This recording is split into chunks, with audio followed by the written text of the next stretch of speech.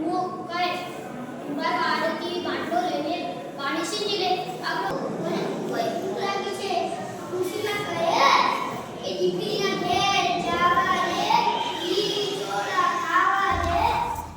દાદી માની ખાવા રે પછી મને ખાજે પછી કહે તું જા પણ તરત આવી ખુશીમાં કહે કે સારું પછી તો તે ખુશીમાં નીકળી પડ્યા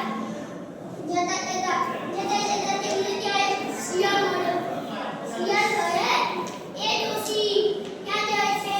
હું તને ખાઉં મને ખૂબ જ ભૂખ લાગી છે તો ના ધરાયો